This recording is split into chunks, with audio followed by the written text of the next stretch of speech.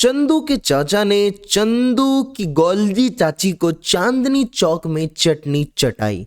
तो गौलजी चाची को चंदू के चाचा ने चटनी चटाई है, ठीक है। ये जो गौलजी चाची है ये पुराने ज़माने में डाकिया थी, ठीक है। इस गौलजी चाची, ये जो गौलजी चाची है ये क्या काम करती थी ये, और ये पोस्टमैन का काम करती है सेल में। चलिए मजाक से दूर हटकर के सीरियसली टॉपिक में घुसते हैं। सर कितना सीरियस होना है?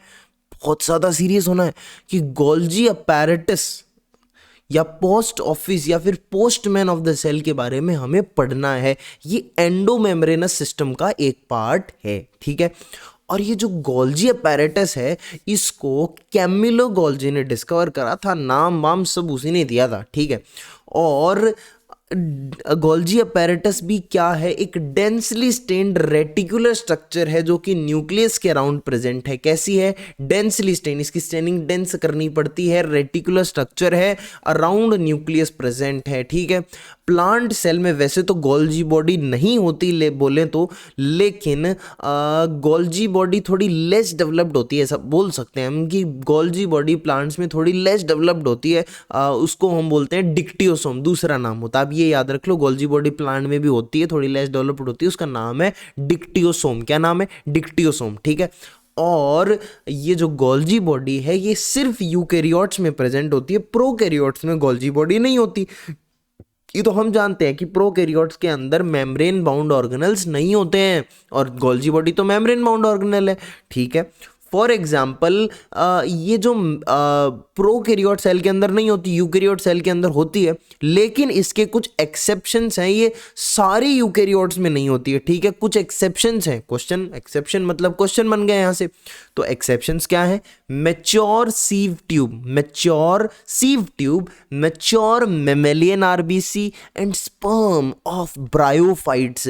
ये तीन जगह हैं जहाँ पर यूकैरियोट्स, ये यूकैरियोट्स हैं लेकिन फिर भी गोल्जी अपैरेटस यहाँ पे प्रेजेंट नहीं है। Mature sieve tube cell, mature mammalian RBC और स्पर्म ऑफ ब्रायोफाइट्स है, ठीक है। It is absent in prokaryotes, this is done. अब गोल्जी बॉडी की अगर आप बेसिक स्ट्रक्चर देखोगे तो आपको देखने को मिलेगा इसकी स्ट्रक्चर में बेसिकली दो चीजें होती हैं। एक तो इसका सिस फेस होता है, सिस फेस कॉन्वेक्स होता है, ठीक है, कॉन्वेक्स है तो कॉन्वेक्स फेस बोलते हैं, या फिर इसको फॉर्मिंग फेस बोलते हैं, क्योंकि ये जैसे जैसे वेसिकल्स, यहाँ पे वेसिकल्स कहाँ से आ रहे हैं? ईआर से, एंडोप्लाज्मिक रेटिकुलम से आ रहे हैं। जैसे जैसे वेसिकल आते रहते हैं इसकी शेप चेंज होती रहती है, ठीक है, और फिर ये फॉर्म होती रहती है ना बार बार, तो फॉर्मिंग फेस बोलते हैं इसको, सिस फेस, फॉर्मिंग फेस या कॉन्वेक्स फेस। और ये वेसिकल यहाँ तक आते आते मैच्योर हो जाते हैं, इन वेसिकल्स का मैच्योरेशन हो जाता है, या हम बोले मैच्योरेशन हो जाता है, या इनकी पैकेजिंग हो जाती है, ठीक है। तो ये वाला जो फेस है जहाँ पर ये चीज़ कंप्लीट हो जाती है, it is trans face, concave face या फिर मैच्योरेशन फेज, ठीक है, या फिर मैच्योरेशन फेज। एंड देन ये जो स्ट्रक्चर्स हैं these are known as cisternae. Cisternae क्या है? Flat sac like structure, sac जैसी, थैली जैसी फ्लैट सेक लाइक स्ट्रक्चर है सिस्टर्ने। यहाँ पर राइबोसोम्स प्रेजेंट नहीं है। अच्छा, सिस्टर्ने तो हमने वहां भी पढ़ा था एंडोप्लाज्मिक रेटिकुलम में, तो उस सिस्टर्ने में और इसमें क्या फर्क है? देखो वहां पर सिस्टर्ने में राइबोसोम्स होते थे लेकिन यहाँ सिस्टर्ने में राइबोसोम नहीं होते हैं। तो this cisternae resembles with smooth endoplasmic reticulum जिसमें राइबोसोम्स नहीं होते थे। और इस ट्रांस फेज या मैच्योरेशन फेज या कॉनकेव फेज से मैच्योर वेसिकल्स मैंने यहाँ पे निकलते हुए दिखा दिए बस, ठीक है। और ये जो वेसिकल्स होते हैं ये कई बार डायरेक्टली लाइसोसोम की तरह बिहेव कर सकते हैं इफ दे कंटेन एंजाइम, ठीक है। Directly behave as lysosome, these vesicles directly behave as lysosome, they contain enzymes, ठीक है।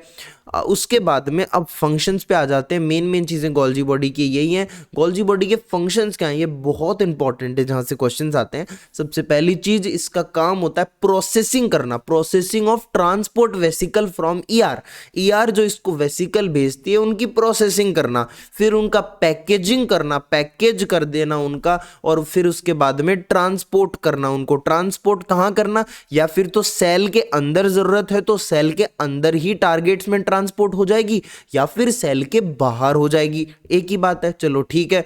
दूसरा काम है इसका सिक्रीशन। सर ये क्या है? ये ओ ये क्या लगा रखा आपने? नहीं गलत चीज है तो ओ नहीं नहीं नहीं नहीं, अरे एग्जाम्पल याद कराने के लिए लगाया मैंने।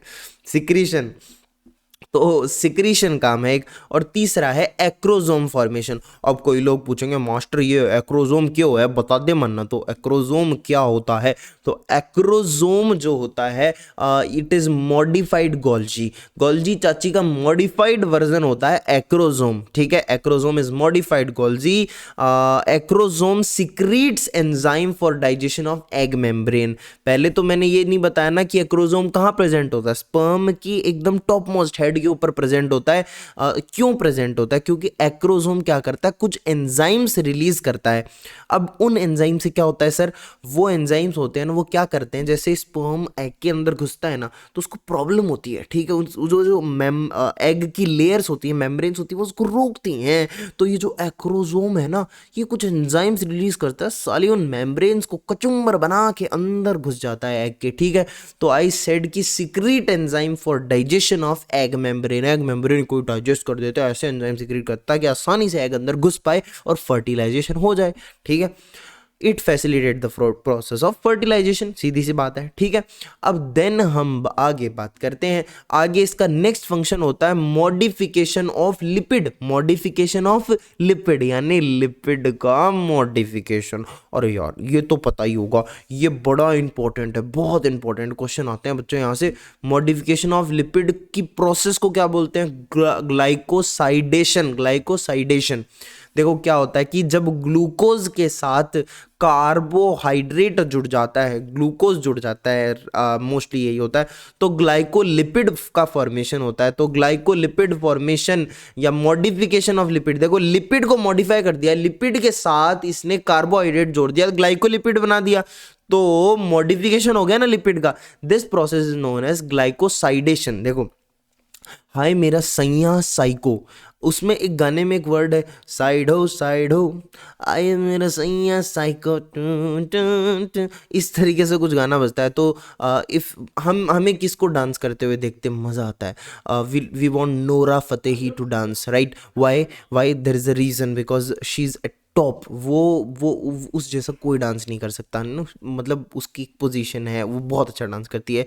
और रादर हमें इसको डांस करते हुए देखना है या फिर हमें इसको डांस करते हुए देखना है, हमें नोरा को डांस करते हुए देखना है। राइट, हमें नोरा को डांस करते हुए देखना है क्योंकि वो अपना काम बखूबी जानती है, ठीक है। तो रेस्पेक्ट टू नोरा मैम, यहाँ पर कोई मिसयूज़ नहीं हो रहा, हम याद करने के लिए काम में ले रहे हैं, ठीक है। तो देखो, तो नोरा फतेही को हमें डांस करते हुए देखना, तो ग्लाइकोसाइडेशन, साइड हो, तो साइड हो किसको बोल रहे हैं, we are saying to this man with a lot of fat. Fat मतलब लिपिड जिसमें बहुत सारा लिपिड है, फैट है ना, मोटा, जो उसको बोल रहे हैं कि तू साइड हो और इनको डांस करने दे, जो सैया को साइको बना देती हैं, ठीक है। तो ये साइड से आप ये याद रख लेंगे, ग्लाइकोसाइडेशन, साइड तो मोटे को साइड होने के लिए बोल रहे हैं, मोटा मतलब लिपिड, फैट तो मॉडिफिकेशन ऑफ लिपिड, ग्लाइकोसाइडेशन, साइडेशन। एक बार 2-3 बार देखने की कोशिश करो, क्या है कि ऐसी चीज़ें बहुत स्ट्राइक करती हैं, बड़ा अजीब सी ट्रिक है, लेकिन क्या पता याद रह जाए, राइट। तो दिस नॉन एज ग्लाइकोसाइडेशन। और जब प्रोटीन का मॉडिफिकेशन हो जाता है ना, प्रोटीन का modification, that is known as glycosylation. क्या बोलते हैं उसको, glycosylation. It is modification of protein, protein का modification is known as glycosylation. तो ग्लाइकोसाइलेशन, प्रोटीन में जब कार्बोहाइड्रेट जोड़ देते हैं तो बन जाता है ग्लाइकोप्रोटीन। तो प्रोटीन का क्या हो गया, मॉडिफिकेशन हो गया, कार्बोहाइड्रेट जुड़ गया ना तो मॉडिफाई हो गया protein, and this process known as glycosylation. तो ये दोनों में मैंने ये इसलिए बताया क्योंकि कंफ्यूजन हो जाता है। तो साइड लिपिड को साइड कर रहे हैं हम, मोटे को साइड कर रहे हैं, ठीक है। मतलब कोई बॉडी शेमिंग नहीं, क्या है कि कई बार यूज़ करनी पड़ती हैं चीज़ें ताकि लंबे टाइम तक ये दिमाग में याद रह जाए। कुछ तो ऐसे हो ना कि साइडेशन या लिपिड के साथ कुछ नई चीज़ जोड़ी थी हमने, लिपिड, फैट मोटा, कुछ ऐसे जोड़ा था, नोरा फतेही फोटो लगाई थी, कुछ तो याद रहता है, मतलब चीज़ें ऐसे आसान बन जाती हैं, मुझे ऐसा लगता है, ठीक है। तो अब आगे बढ़ते हैं, नेक्स्ट फंक्शन क्या है। देखो जब हम 12th में हो जाएंगे ना, तो हम 12th में नहीं है क्या, तो देखो 12th में जब तुम हो जाओगे या जो भी 12th में है अभी भी, तो उन्होंने पढ़ा होगा कि जब डीएनए का, मॉलिक्यूलर बायोलॉजी है ना, मॉलिक्यूलर बेसिस ऑफ इनहेरिटेंस, तो उसमें पढ़ा होगा कि जब डीएनए होता है उसका डायरेक्टली वो प्रोटीन नहीं बना सकता, है ना, डायरेक्टली डीएनए से प्रोटीन नहीं बनते, डीएनए से पहले बनता है आरएनए। इस प्रोसेस को हम बोलते हैं ट्रांसक्रिप्शन, और आरएनए से फिर बनता है protein. This process known as translation, translate कर दिया आरएनए, प्रोटीन बन गया, ठीक है। और प्रोटीन जो होता है, अब प्रोटीन बनने के बाद क्या प्रोटीन ऐसा करेगा नहीं, अब इस प्रोटीन के भी मॉडिफिकेशन होंगे, जैसे मतलब मॉडिफिकेशन, जैसे ग्लाइकोलिपिड बन जाएगा। ग्लाइकोलिपिड बनने की प्रोसेस को क्या बोलते हैं, ग्लाइकोसाइडेशन। लिपिड को साइड हटा रहे हैं। बस ऐसे भी याद रख सकते हो ना कि लिपिड खाना नहीं चाहिए, है ना, ताकि मतलब सेहत अच्छी रहे। ऐसे बोलते हैं तेली भुनी तली भुनी चीज़ें ना खाएं। तो इस तरीके से हम ऐसे भी याद कर सकते हैं, लिपिड को साइड हो, साइड हो, हाय मेरे सैया साइको, हाँ। तो post transcriptional modification of protein है, ये कौन करता है, गोल्जी चाची करती है भाई। ये glycosylation glycosidation post transcriptional modification of protein Golgi चाची करती है, ये एक फंक्शन हो गया। और एक बहुत इंपॉर्टेंट है, ये एनाटॉमी में भी आप लोग पढ़ते हो कि जो रूट की टिप है, फॉर एग्जांपल ये प्लांट है अपना, ठीक है ना। अब ये प्लांट क्या हो रहा है, ये ज़मीन के अंदर, ये इसकी रूट कैप हो गई, वाला रीजन रूट कैप वाला हो गया, ठीक है। जब भाई रूट कैप नीचे जाती है तो क्या होता है, मिट्टी में आप एक बार हाथ दे के देखना, आपको लगेगा अरे यार बहुत रेजिस्टेंस है, प्लांट अंदर कैसे जाते हैं, हमें तो फावड़े वो लेकर ऐसे मतलब औजार लेकर खोदनी पड़ती है मिट्टी को, हाथ से तो हम ज़्यादा नहीं कर सकते, मतलब कर सकते हैं लेकिन इतना ज़्यादा नहीं कर सकते। एक बहुत बड़ा गड्ढा हाथ से नहीं खोद सकते ना, लोग उसके लिए औजार का काम में लेते हैं। दैट्स वाई, मतलब ऐसा क्यों होता है, क्योंकि देखो क्या होता है कि जब रूट भी जा तो जब एक्सिंग ओके, तो जब रूट अंदर जाती है तब उसको कितना कष्ट होता होगा, कितना फ्रिक्शन या चीज़ें लगती होंगी, रेजिस्टेंस लगता होगा कि भाई जब हम खोदते हैं तब तो हमसे होता नहीं, तो कितना रेजिस्टेंस लगता होगा। तो उस रजिस्ट्रेशन उस रेजिस्टेंस से बचाने के लिए, प्लांट को सेफली अंदर पहुंचाने के लिए कि चलता जाए, कोई रूट में नुकसान नहीं हो, इसलिए जो रूट टिप होती है ना उस पर गोल्जी अपैरेटस, गोल्जी क्या बोलते हैं, गोल्जी बॉडीज क्या करती हैं, सिक्रीशन करती हैं, they secrete a mucilage that lubricate the root cap, और इसकी वजह से आसानी से पेनिट्रेशन हो जाता है। पेनिट्रेशन आपको पता है, ये पेनिट्रेशन आसानी से, इसलिए लोग लुब्रिकेंट्स यूज़ करते हैं, ठीक है, लुब्रिकेंट्स यूज़ करते हैं लोग ताकि पेनिट्रेशन आराम से हो जाए। तो इसी के साथ हमने गोल्जी अपैरेटस ख़त्म कर लिया।